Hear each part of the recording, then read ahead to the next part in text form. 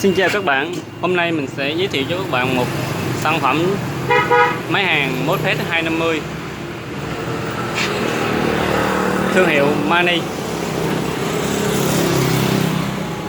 Đây là chung một nhà sản xuất với là anh máy hàng gia xích nha.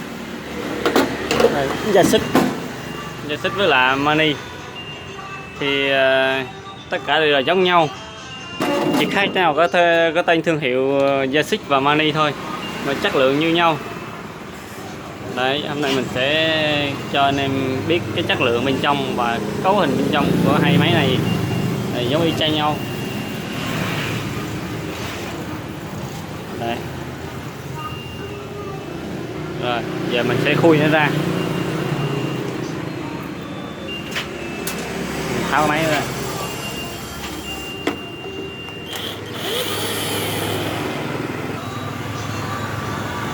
Ở đây mình đã tháo ốc xong, mình đã tháo nắp ra. Đây còn thêm ốc nữa.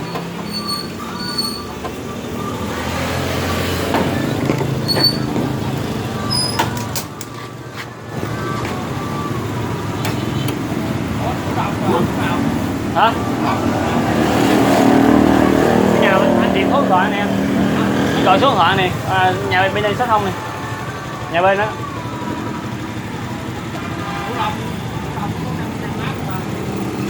Nó có 2.000 chỉ có thôi.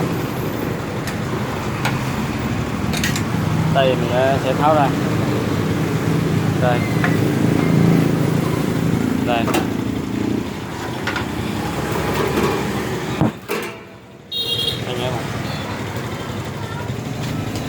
Máy gồm 12 sò, 12 diode, 2 cuộn kháng nha.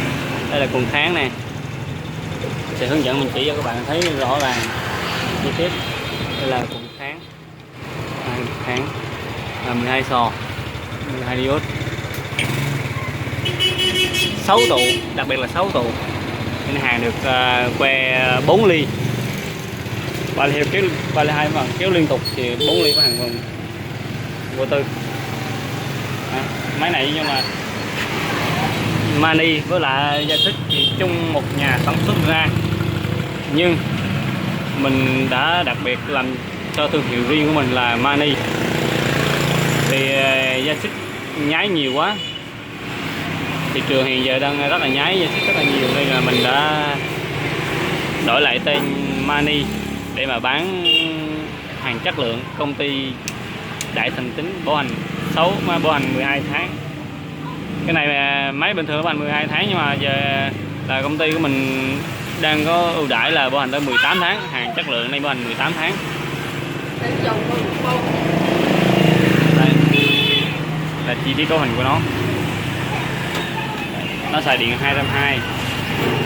Cái dòng máy này thì đi công trình vô tư nha các bạn. Hàng que 302 suốt ngày luôn, rất là khỏe. Và thương hiệu độc quyền của mình là Mani, chất lượng vượt trội. Mani gia xích với Mani là chung một nhà, chất lượng như nhau, chịu mã như nhau, không khác nhau như vậy. Từng chi tiết một. Đấy. Thị trường giờ gia xích nhái rất là nhiều, loại nào người ta cũng làm gia xích nhái được ấy. Nhưng giờ công ty của mình ra dòng sản phẩm mới hiệu Mani để dập tắt cái sự nhái của máy hàng gia xích trên thị trường. Máy này rất là chất lượng, 32 kéo vô tư. Thì hôm nay mình sẽ giới thiệu sơ lược qua về cái chất lượng của máy như thế này. Hôm sau mình sẽ quay video test dòng hàng. Nó sẽ các bạn coi cái dòng hàng nó là êm, vì nó có 2 cuộn kháng, nó rất là êm dịu và mẫu hàng rất là ngấu. Thì cái linh kiện này là linh kiện cắm nha các bạn, không phải là dán, mà thị trường rất là nhái nhiều quá là dán không, đa số là dán. Nhưng mà sao bên mình yêu cầu là làm lên điện cắm để mà hỗ trợ anh em sửa chữa máy hàng, để mình nó tạo cái sự mạnh dạn, không sự rụt rè. Vì lên chuyện dán thì các anh em thợ thấy một số anh em tay nghề còn chưa vững thì thấy rất là lo, nên là mình đã làm ra lên chuyện cấm. Cái dòng sản phẩm mình rất là ok, anh em cần là liên hệ với mình nha. Công ty Đại Thành Kính, cái giá thành mình bán ngoài thị trường, giá bán lẻ ngoài thị trường con lợn này là 3,2 triệu nha các bạn, mốt 3,2 triệu.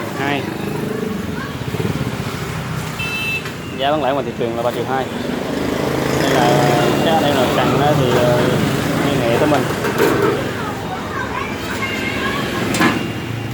Website mình có sửa máy hàng điện tử.com. thì công ty mình đang thành lập lại cái trang web, mà trang web sửa máy hàng điện tử.com là hồi trước giờ của mình. Thì mình hướng dẫn anh em sửa chữa máy hàng và cách khắc phục những bệnh thông thường và thường gặp. Cho mình khi nào khó quá các bạn nên chuyển viện, còn không thì quay video trực tiếp nói chuyện để mình hướng dẫn cho sửa. Và các anh em nào mua hàng bên mình, hỗ trợ máy hàng mình thì mình sẽ hỗ trợ cho anh em phần kỹ thuật sửa máy hàng. Và theo như chương trình của mình là các anh em nào có em út hay cháu gì đó muốn học nghề thì các anh em lấy hàng nhiều của mình đi, rồi mình sẽ tạo điều kiện để hướng dẫn cho các anh em ở tỉnh xa đây học nghề miễn phí, hoàn toàn miễn phí, không mất một xu. Thì hỗ trợ chỉ cái mức đó thôi, còn anh em phải hỗ trợ nhập máy bên mình về với số lượng cái nào tương đối thì mình sẽ hỗ trợ. Và bên mình có bán linh kiện sửa chữa máy hàng nha. Linh kiện sửa chữa bên mình bán rất là ưu đãi, giá rất là tốt. Các anh em cũng kết bạn qua Zalo, Facebook mình rất là nhiều. Cần thắc mắc hay là muốn hỏi những số vấn đề gì máy hàng nên chạy những loại nào tốt hay là chất lượng như thế nào thì trong những video lần trước mình đã nói ra những dòng nào chạy ok. Nhưng sản phẩm mới ra đây của mình thì có 3 loại: dòng 200 và dòng 250G và 250 Buffet. Thì cái hàng là hàng chất lượng của mình thì không phải nói là cái độ bền nó rất là cao. Đi công trường hay là để nhà gia đình thì xài những loại nhỏ thôi, còn đi công trình thì nên dùng máy như thế này. Chất lượng thì những lúc mình đi hàng là điện yếu thì mình có thể hàng được tất cả các que, ví dụ như là máy này mình hàng được que 4 ly. Thì các bạn đi công trình thì điện yếu còn khoảng 200V AC hay là 180, 190 gì đó thì các bạn hàng được que 2 ly 6 vô tư thì 3 ly 2 bạn chấm được. Thì như thế thì nên lựa những dòng sản phẩm mà có độ bền cao, độ tiết kiệm điện, lợi điện và hàng được cả khi điện yếu và những lúc điện mạnh và hàng vô tư. Thì các anh em thì mình khuyên anh em thì đi công trường thì nên lấy những dòng này. Còn những dòng 200 IG và 250 IG thì hôm sau mình sẽ làm clip để mà tháo ra hướng dẫn cho anh em, chỉ những anh em những cái bộ phận đắc lực, những cái bộ phận chất lượng mà mình yêu cầu làm ra cái dòng sản phẩm như thế thì sẽ được lợi những gì và hàng khỏe như thế nào. Thì hôm sau mình sẽ quay test cho các bạn coi.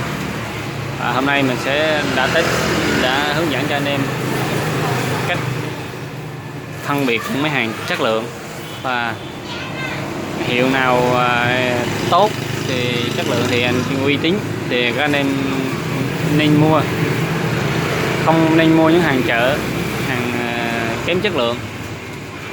Thì hàng mình, công ty của mình thì bảo hành 18 tháng.